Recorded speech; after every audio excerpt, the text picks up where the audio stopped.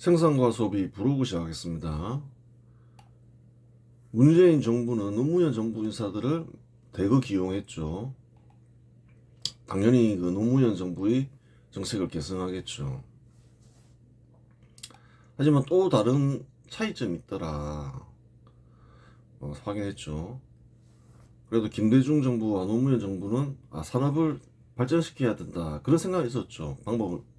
잘못된 방법을 동원해서 그렇지. 근데 이제 문재인 정부 시절에는 그런 게 실종이 돼버리죠. 오히려 문명을 파괴해야 되겠다 이런 의지가 굉장히 많이 강하게 보였죠. 물관리를 위해서 실시한 4대강 사업을 해체하려 하고 그래요. 원전 산업을 폐기하려 했죠. 그런 시도가 있었어요. 약간 좀 극단적인 형태였다고 보면 되는 거죠.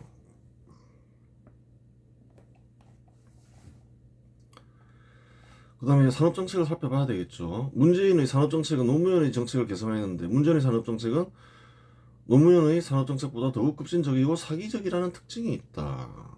뭐 사기적이라고 얘기하는 이유가 있는 거죠. 가짜다 이 말이죠.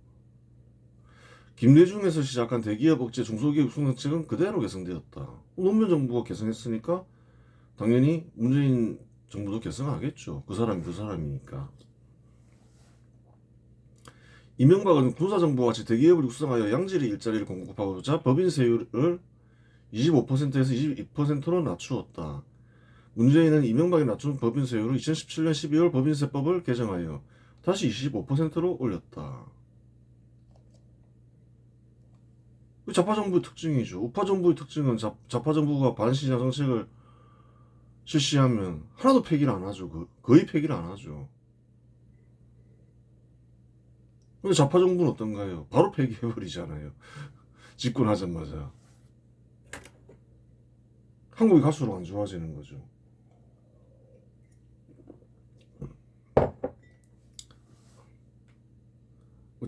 자기들의 취지에 맞지 않으면 바로 폐지해버린다는 거예요.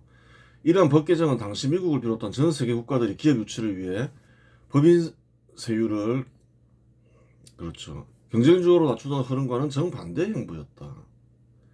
결과적으로 대기업들은 세부 부담이 커진 국내보다 세제 혜택이 유리한 미국이나 베트남 등 해외 투자를 대폭 늘렸고 국내 투자는 더욱 위축되었다. 2017년 이후 보면 어떤가요? 2010년대 이후부터 보면 전 세계 추세는 어떻게든 기업을 유치하려고 한다는 거예요. 대기업을. 현 시대 미국도 보라는 거예요. 삼성전자, 현대차 유치하기 위해서 노력하잖아요. 아니 뭔가 그래요. 유리한 점을 줘야지 유치할 수 있을 거 아니에요. 그래서 어떻게든 가능하면 또 세금이 부족하면 안 되니까 법인 세율을 낮춰서 유치하려고 하잖아요. 근데 이제 세계적 추세를 못 따라가는 거죠. 기업을 유치하려는 추세는 다른 국가 같은 경우는 우파 정부, 좌파 정부를 가리지 않죠. 근데 이제 한국의 좌파 인사들은 좀 시대착오적이라고 보면 되는 거죠. 문재인 정부는 대기업이 감사위원을 뽑을 때 대주주의 의결권을 최대 33%로 제한하여 외부 세력이 경영에 개입할 여지를 넓혔다. 이와 같은 조치는 근대국가 수립의 주요한 요인이 되는 자유로운 경제활동을 제한하는 조치이다. 자유로운 경제활동을 하게 된 데에는 역사적 배경이 있다. 수천 년간 정부는 자유로운 경제활동을 보장하지 않았다. 어느 나라나 보장하지 않았다는 거예요. 수천 년간 왕이 있고 신분제도가 있고 철저히 통제했다는 거예요. 그 결과 산업 발전은 매우 더디거나 없었다. 후퇴할 수도 있는 거죠. 조선은 후퇴했을 거라는 거예요. 고려 때 비해서. 통제가 강화되면 강할수록 후퇴한다는 거예요. 그런데 자유로운 경제활동을 보장했더니 수천 년간 이루지 못한 산업 발전을 짧게는 수십 년, 길게는 100년 만에 달성했다. 한국의 발전 보라는 거예요. 한국이 산업화하는 과정 속에서 한 4, 50년간 달성한 성과가 크냐는 거예요. 한 5, 60년간 달성한 성과와 수천 년간 달성한 성과를 비교해 보라는 거예요. 비교가 안 되죠.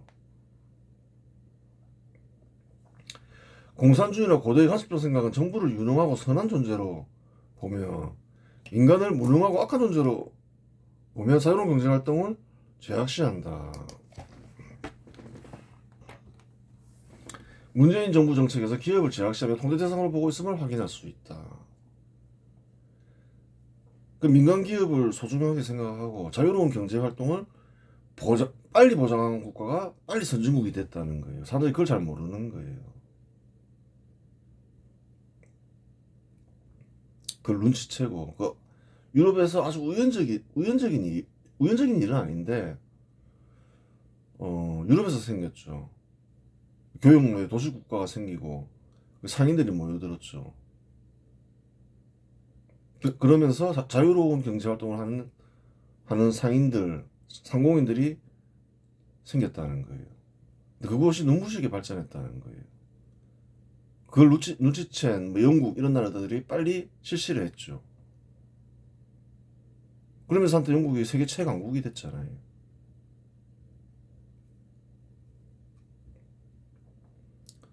그래요. 괜히 자유로운 경제활동을 보장하는 게 아니라는 거예요. 성과를 보니 정부가 통제를 하니까 발전이 없더라. 그래서 자유로운 경제활동을 굉장히 중시한다는 거예요. 문재인 정부는 공정거래법을 개정하여 규제 대상을 총수 일가의 지분 30% 이상에서 20% 이상으로 확대하고 규제 대상을 넓혔다는 거죠. 지분을 낮췄다는 거는 20% 이상 지분을 지닌 기업들이 지분 50%를 초과해 보유한 자회사까지 규제 범위에 포함시켰다. 주로 규제를 하는 거죠. 대기업을. 투자를 규제하는 거죠. 대기업이 투자하면 나쁘다 생각하는 거죠. 이는 대기업 계열사 간의 효율적인 수직 계열화를 부당 내부 거래로 간주하여 억제하는 효과를 냈다. 규제에는 일감 몰아주기, 유리한 조건의 거래 등이 있다. 특정한 기업을 육성하기 위해 기업은 전략적으로 그와 같은 조치를 취할 수 있다. 한국은 일감 몰아주기가 잘못된 거야. 그러면 중소기업에서 클 수 없잖아. 그렇게 얘기하고 있죠. 그런 건 기업의 판단에 맡겨야 된다는 거예요. 그거 나쁜 짓 아니냐 이런 생각할 수 있잖아요. 자세히 보라는 거예요. 실패하는 경우도 있고 성공하는 경우도 있죠. 그와 같은 일이 이익이 되지 않으면 결국 포기한다. 정부가 지나치게 경영에 간섭하는 행위로 앞의 경우와 마찬가지로 자유로운 경제활동을 제한하는 행위이다. 오늘날 한국을 대표하는 대기업들은 언급한 방식으로 기업을 육성하며 성장했고 그 과정에서 양질 일자리를 대량으로 공급했다. 그걸 알아야 되는 거예요. 왜 중소기업이 더 경쟁력이 있는데 또 별도의 중소기업을 계속 쓰지 않고 별도의 기업을 만들려고 하느냐. 도와주면서 단기적으로는 그게 손해일지 모르겠지만 장기적으로는 그게 이익이기 때문에 그런 거예요. 무슨 말이냐 한번 보자는 거예요. 예를 들어 현대차 그룹은 역시 수직 계열화가 일정 정도 되어 있다. 수직 계열화가 일정 정도 되어 있다는 거예요. 현대제철은 철강을 담당하고 현대모비스는 부품을 담당하고 현대차와 기아차는 완성차를 맡으며 현대글로비스는 물류를 담당한다. 현대차는 어떤가요? 세계적인 기업이 됐죠. 이점이 있다는 거예요. 이런 식으로 수직 계열화에 성공하면 기업을 지원해서 예를 들어서 현대제철이 처음에 철강 생산할 때 그전에 뭐가 있었나요? 포항제철이 있었잖아요. 보스코. 근데 현대제철을 키웠죠. 국가 이롭나 이롭지 않나요? 이롭다는 거예요. 삼성전자 역시 현대차와 마찬가지로 강력한 수직 계열화를 통해 성장한 기업이다. 삼성전자라고 뭐 다르냐는 거예요. 삼성전자는 계열사 간의 유기적인 협력을 통해 부품의 완제품을 견인하고 완제품이 부품 수요를 창출하는 선순환 구조를 구축했다. 삼성 SDI가 스마트폰과 전기차의 핵심 에너지원인 배터리와 소재를 공급하며 삼성전기는 MLCC와 카메라 모듈 등 핵심 수동 부품을 조달한다. 삼성 디스플레이는 OLED와 LCD 패널을 통해 제품의 시각적 경쟁력을 확보하고 삼성 SDS는 그룹 전체의 IT 시스템과 물류를 관리하며 효율성을 극대화한다. 그 정점에 있는 삼성전자는 반도체를 자체 생산하며 스마트폰과 가전이라는 완제품을 만들어 글로벌 시장에 내놓는다. 실제로 한국 대기업의 경쟁력은 부품부터 완제품까지 이어지는 속도와 최적화에서 나온다. 수직 계열화가 한국 기업들 그래요. 한국의 대표적인 기업을 만들어냈다는 거예요. 근데 그렇게 하지 마라 이거잖아요. 간섭이라는 거예요. 실패할 수도 있고 성공할 수도 있는데 한국은 이렇게 현대차나 삼성전자는 삼성그룹은 성공한 케이스죠. 기업 경영 관여하지 마라. 이렇게 잘 봐라. 그렇게 해서 대표적인 한국의 대표 기업들이 된 기업들이 많고 이 기업들이 한국에 얼마나 기여하고 있느냐 이렇게 되는 거예요. 짧은 시간으로 간섭하지 마라. 그렇게 되는 거죠. 이와 같은 사례를 고려할 때 문재인 정부 조치는 더 이상의 산업 발전을 막겠다는 조치이다. 문재인 정부가 이와 같은 조치를 한 이유는 무식한 것이 원인이기도 하지만 총수 일가의 재산이 커지는 것이 싫기 때문이다. 그렇죠. 현대차만 있는 것보다는 현대제철이 있고 또 현대모비스가 생기고 그럼 더 커지겠죠. 그게 싫은 거죠. 경제적 평등을 중요시하잖아요. 문재인 정부를 핵심 세력인 공산주의 세력이 가장 중시하는 것은 산업 발전도 아니고 양질 일자리 제공도 아니다. 그들이 제일 중시하는 가치는 경제적 평등이다. 개인의 자유로운 활동을 보장해라. 뭐 큰 재산을 벌면 좋은 거다. 더 큰 재산을 벌면 좋은 거다. 큰 재산을 벌기 위해서는 투자를 해야 될 거 아니에요. 현대차나 있는 것보다는 현대글로비스나 현대모비스에 투자하면 각 회사들이 큰 이익을 내니까 더 큰 재산을 벌게 되겠죠. 그것을 탓하지 마라. 그런 거예요. 얼마나 좋은 양질 일자리들이 많이 공급되냐는 거예요. 국가적으로 얼마나 이롭냐는 거예요. 너 더 이상 벌지 마. 뭐 투자할 이유도 없잖아요. 잘못된 생각이라는 거예요.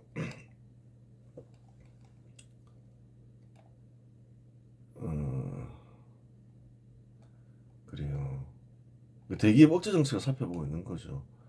대기업 집단의 순환 출자고리를 끊도록 압박했다. 순환 철자는 같은 그룹 내에서 A기업이 B기업에, B기업이 C기업에, 다시 C기업이 A기업에 출자하는 방식이다. 이런 방식을 왜 쓸까요? 서로가 서로의 주식들을 갖고 있죠. 이와 같은 방식을 취하는 이유는 경영권을 방어하기 위함이다. 그래요. A기업의 경영권이 비협받으면 B기업과 C기업이 경영권 밖에서는 방어에 나선다. B기업과 C기업의 경우도 마찬가지다. 그렇게 되겠죠. 경영권 방어는 기업 소유자에게 매우 중요한 문제인데 문제는 왜 경영권 방어를 방해할까? 왜 방해할까요? 경영권의 침해를 받으면 경영에 몰두할 수가 없잖아요. 기업 경영에. 누군가가 빼앗으려 하면. 굳이 막을 이유가 없다는 거예요. 경영권 방어를. 왜 막으라 할까요? 또 말했잖아요. 경제적 평등을 중시해야 된다. 뺏겨라 이건 거죠. 문제가 많은 그런 거예요. 어쩔 수가 없는 거예요. 이런 사람들은. 이는 대기업의 투자를 제약시하는 공산주의적 발상 때문이다. 원래부터 있던 거라는 거예요. 그와 같은 생각은. 공산주의 변종의 상균주의는 민간이 대기업을 소유해서는 안 된다고 주장하며 그와 같은 일은 악한 일이라고 주장한다. 상균주의가 계속 얘기했죠. 토지 국유화, 대기업 국유화. 임시정부가 채택한 헌장이 상균주의잖아요. 한국 어떻게 건국됐나요? 공산주의자와 싸우면서 건국된 거라는 거예요. 일본과 싸우면서 건국된 게 아니라 근대국가 수립 세력 인사들이. 잘 생각해보라는 거예요. 왜 한국의 공산주의 세력 인사들은 임시정부를 자꾸 건국했다고 뻥을 치려고 하느냐. 한국인들이 별로 인정도 안 했는데 입국했을 때 선거했잖아요. 세석밖에 못 얻었잖아요. 그 이유가 있다는 거예요. 임시정부가 공산주의를 이제 마지막에 이제 국가가 세워질 것 같으니까 채택했다는 거예요. 임시정부가 건국을 한 게 되면 역사를 날조해서 정당성이 생기잖아요. 원래는 근대국가 수립 세력 인사들이 공산주의 세력과 싸우면서 피 흘리면서 세운 나라인데 공을 가로채고 싶어하는 또 사람들이 있고 그런 거예요. 즉 민간이 투자하여 기업을 키우고 늘리는 일을 제약시하기 때문에 순환출자를 제한한 것이다. 그런 거 싫어한다는 거예요. 공산주의자들은 한국의 국가에 이롭다 하더라도 국가와 국민에 이롭죠. 또한 국민연금 등 기관 투자자가 기업 경영에 적극 개입하는 스튜어드십 코드를 도입해 대기업 총수의 지배를 대기업 그렇죠. 지배를 약화시켰다. 이 또한 자유로운 경제활동을 제한하고 대기업을 억제하는 정책이다. 정책 곳곳에 대기업 억제, 자유로운 경제활동 제한이 스며 있다. 그런 거예요. 아, 민간인은 나빠, 무능해, 사악해. 정부가 개입해야 돼. 그 국민연금을 통해서 개입하려고 하죠. 계속 통제하려고 하죠. 거기에는 민간은 무능하고 사악하다는 생각이 있는 거예요. 공산주의도 그렇게 생각하지만 또 어떤 세력이 또 그런 생각을 가졌었나요? 아, 고대에 그렇게 생각했다는 거예요. 조선보라는 거예요. 다 통제했다는 거예요. 산업공상 신분제도까지 만들어서. 그런 생각이 계속 아직 그 단절이 안 된 거죠.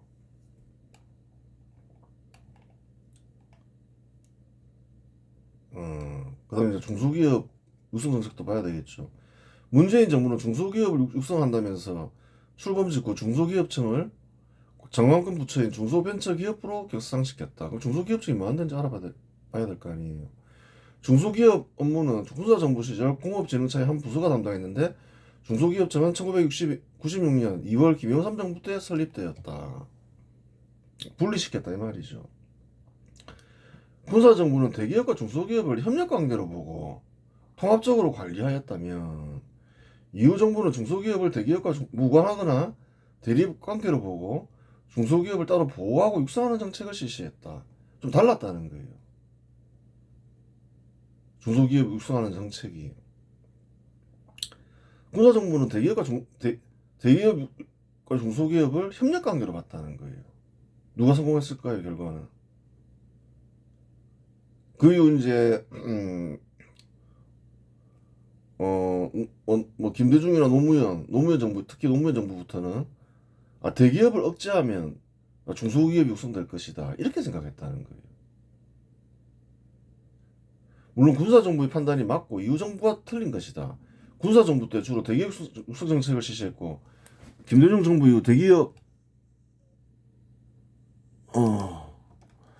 중소기업 육성 정책을 실시하니 김대중 정부 때 중소기업이 더 잘 육성된 것 같지만 실제로는 군사정부 때 중소기업 증가율이 훨씬 높았다. 어떻게 대기업 육성 정책을 썼는데 왜 중소기업이 더 많이 생겼다고 그러느냐, 더 빠른 속도로 증가했다고 그러느냐, 이상하잖아요. 중소기업 증가율은 1위는 노태우 정부이고 2위는 전두환 정부이고 3위는 박정희 정부이다. 중소기업 육성하겠다고 했지만 다 그 꼴등에 머물고 있다는 거예요. 김대중, 노무현, 뭐 문재인 이런 사람들은 왜 그럴까? 잘 생각해 보라는 거예요. 다 얘기해놨지만 공업진흥청으로부터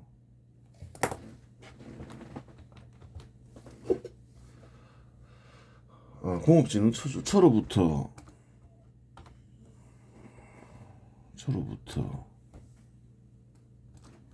분리된 중소기업청 중소기업청은 중소기업들의 기술 표준화, 품질 관리를 담당했다. 대기업을 규제하기 위해서 만든 게 아니라는 거예요, 처음에는. 또한 자생력 있는 기업들이 시장에서 살아남을 수 있도록 금융보증과 공공구매를 지원하는 데 집중했다. 기술 표준화, 기술 생산성 강화를 위해서 부서가 활동하고, 이 좀 수익성이 나는 회사네? 키워주면 되겠네? 이러면 지원해줬다는 거예요. 노무현 정부는 2006년 대중소기업 상생협력 촉진에 관한 법률을 제정하여 대기업 규제를 본격화하기 시작했다. 본격적으로 이제 노무현 정부 때부터 규제하기 시작했죠. 대기업이 중소기업 영역을 침해한다고 판단할 경우 정부가 대기업의 사업 확장을 일시 중지하거나 축소할 것을 권고할 수 있는 실질적인 힘을 실어주었다. 너 사업하지 마. 이제 이때부터 이렇게 됐다는 거예요. 생산성이 좋은 기업이 대기업이 되고 대기업이 된 곳에는 양질 일자리가 제공된다. 그걸 알아야 되는 거예요. 예를 들어서 대기업이 투자한다 해서 다 대기업이 되는 게 아니라는 거예요. 쿠팡이 옛날에는 마트보다 훨씬 작았잖아요. 마트들은 다 대기업 있잖아요. 근데 쿠팡이 지금 잘 나가잖아요. 쿠팡 때문에 홈플러스 망한다고 그러잖아요. 포털 사이트를 보라는 거예요. 삼성 CJ 대기업들이 다 진출했지만 네이버 다음이 살아남았잖아요. 대기업이 다 이기는 게 아니라는 거예요. 투자하다 보면 생산성이 강화되고 좋은 일인 거죠. 특정 기업들을 특별히 보호하면 생산성 향상이 늦어지고 그만큼 양질 일자리가 제공되지 않는다. 생산성이 좋은 곳을 보라는 거예요. 생산성이 좋은 곳이 소득이 높나요? 생산성이 나쁜 곳이 소득이 높나요? 생산성이 좋은 곳이 높다는 거예요. 그 산업의 생산성을 강화시키면 그 산업에 속한 사람들이 소득이 높아진다는 거예요. 방해할 이유가 없다는 거예요. 문재인 정부 때 결성된 중소벤처기업부는 파행적으로 운영되었다. 급격한 최저임금 인상으로 파산 위기에 몰린 소상공인들에게 일자리 안정자금이라는 이름의 현금을 살포했다. 중소기업 육성이 아닌 정책 실패의 설거지 역할을 했다. 중소기업 육성을 위해서 일한 게 아니라는 거예요. 자세히 내용을 들여다보면 그래서 사기정부라 그 사기극이라고 하잖아요. 중소기업 육성하는 척하지만 다르게 운영되었다. 문재인 정부는 조성한 펀드로 특정 분야에 집중 투자했다. 그래서 자기들이 옳다고 생각하는 산업에 투자했다는 거예요. 생산성이 좋은 기업에 지원한 것과는 다르죠. 문재인 정부는 생산성이 좋은 기업에 지원했다면 문재인 정부는 뭐 사회적 기업, 탄소 중립 이런 것처럼 생산성이 없더라도 그냥 지원했다는 거예요. 유망하지 않은 산업에. 군산 정부는 생산성 있는 기업을 기술이나 금융으로 지원하였다면 문재인 정부는 생산성이 없어도 자기 입맛에 맞는 기업을 지원했다. 그 결과 정부의 보조 없이는 유지될 수 없는 좀비 기업들이 대량 양산되었다고 전해진다. 이런 기업들 중에는 생산성이 좋은 기업을 보고 선택한 게 아니니까 좀비 기업이 돼버리는 경우가 많죠. 계속 세금 낭비만 생기는 거죠. 창업 수치를 늘리는 데 급급하여 장기적인 수익 모델이 없는 청년 창업에 보조금을 남발했다. 그 결과 정부 지원금이 끊기면 폐업하는 체리피커형 기업들이 양산되었다. 결국 중소기업 육성한다는 명목으로 세금만 탕진하고 성과는 없었다. 성과는 뭐 있었냐는 거예요. 없었다는 거예요. 체리피커형 기업 이런 식으로 막 돈을 뿌리면 어떻게 될까요? 체리피커형 기업이라는 케이크 위에 올려진 달콤한 체리만 쏙 빼먹는 사람처럼 정부의 각종 혜택과 보조금만 챙기고 정작 기업 본연의 목적인 성장이나 고용 창출에는 기여하지 않는 기업을 말한다. 그런 짓이나 하면서 세월을 보냈다는 거예요. 2022년 문재인 정부는 시장의 자율적 가격 결정 기조를 무시하고 납품 단가 연동제를 강력히 추진했다.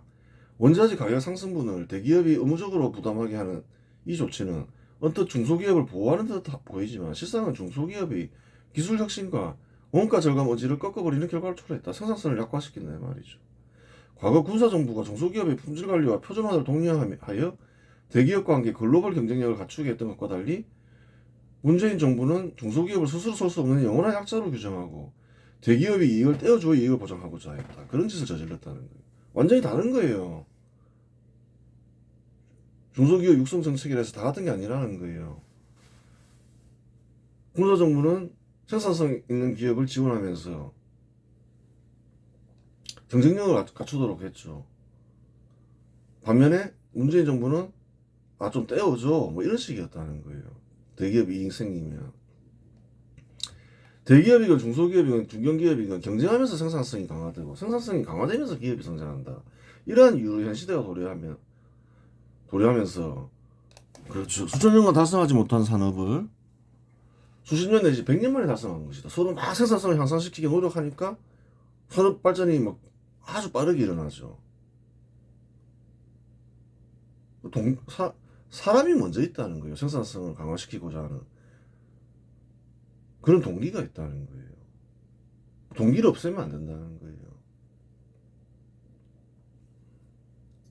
중소기업은 대기업에 납품하기 위해 다른 중소기업과 경쟁할 수 있다. 또한 기존 대기업 거래처가 아닌 다른 거래처를 확보하기 위한 노력을 할 수 있다. 그렇게 이와 같은 일을 성공하기 위해서는 기업의 생산성을 강화해야 한다. 그렇죠. 경쟁 중소기업에서 이겨야 될 거 아니에요. 동기죠, 그게. 동기를 없으면 생산성이 향상되지 않는다는 말이다. 하여간 현 시대에 반드시 지켜야 할 원칙을 어기면 다시 과거로 돌아갈 것이다. 공산주의 국가가 이제 그런 동기를 다 없애버리잖아요. 그러니까 어떻게 되나요? 정부가 다 책임져 줄게. 뭐 경쟁 같은 거 하지 마. 못 사는 정도가 아니라 굶어 죽는다는 거예요. 앞으로 나아가지 않으면 퇴보하는 거죠. 중간이 없다는 거예요. 또한 문재인 정부는 공공기관의 중소기업 제품 구매 비중을 강제로 늘리고 중소기업과 경쟁 제품 지정 범위를 확대했다.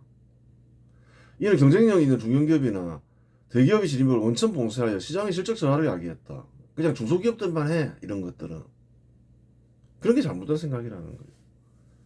서로 막 투자하고 그래서 경쟁하게 해야지 빨리빨리 생산성이 향상된다는 거예요. 실력이 없어도 정부가 보장해주는 판로에 안주하게 된 중소기업들은 기술 개발에 투자한 대신 정부 로비와 서류 작업에 몰두했다. 이는 앞서 언급한 체리피크와 좀비 기업들이 세금으로 연명할 수 있는 또 다른 거대한 온실을 만들어주는 셈이다. 그렇죠. 살펴보았듯이 대기업을 규제하여 중소기업을 육성하는 정책은 세금만 낭비하고 실패했다.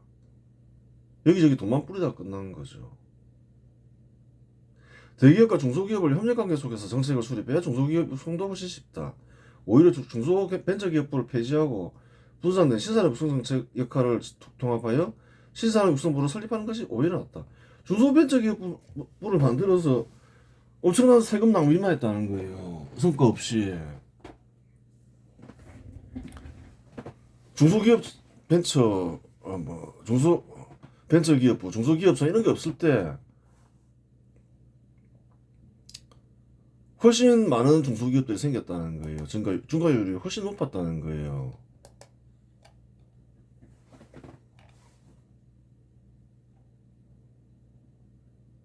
그래요.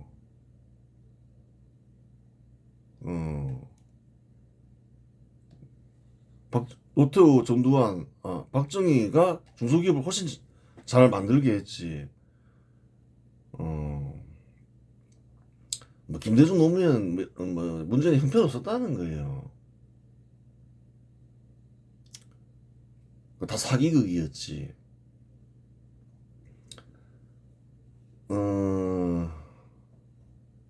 왜 그렇댔나요? 대기업이 하나 생기다 보면 협력하는 중소기업이나 중소기업들이 무수하게 생기죠. 수백 개, 수천 개가 생기죠. 그렇기 때문에 그런 거예요. 따로 독자적인 중소기업을 만들겠다. 엉터리 정책이라는 거예요. 그런 부분이 있고. 실상, 우리가 흔히 이제 군사정부와 이제 김대중, 노무현 이런 정부를 비교할 때 어떤가요? 군사정부는 대기업 육성 정책이다. 김대중, 노무현 정부는 중소기업 육성 정책, 대기업 억제 정책이다. 그건 맞죠.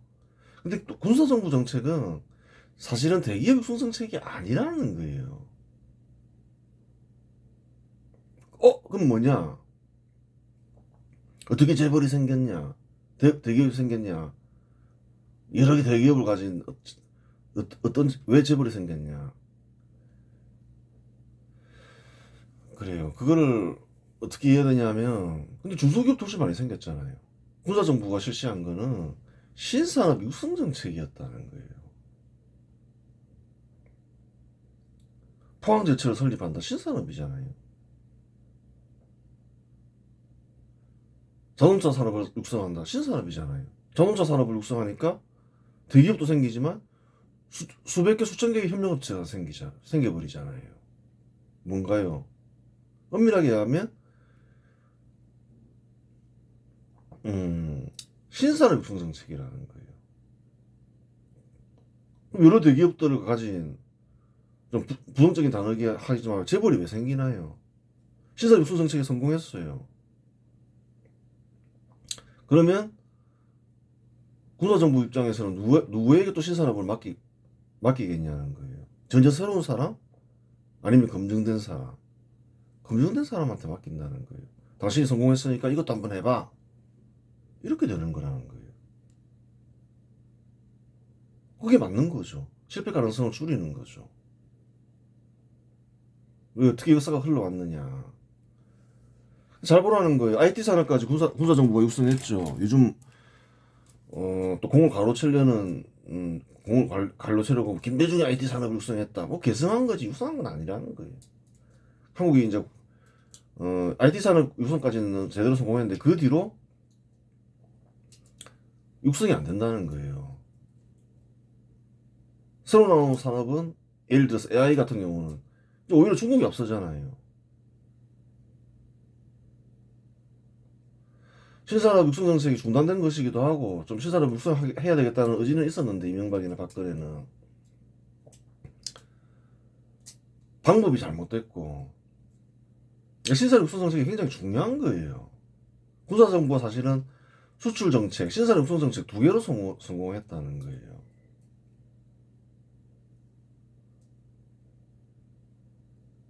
그래요. 중소벤처기업도 이런 건 폐지해야 된다는 거예요. 세금만 낭비하고 아무 성과가 없다는 거예요. 차라리 신산업 육성부가 낫다. 분산된 기능 역할들을 통합해서 그러면 대기업도 육성되고 중소기업들도 육성된다. 또 미래 먹거리를 안 놓치게 된다. 그렇게 되는 거예요.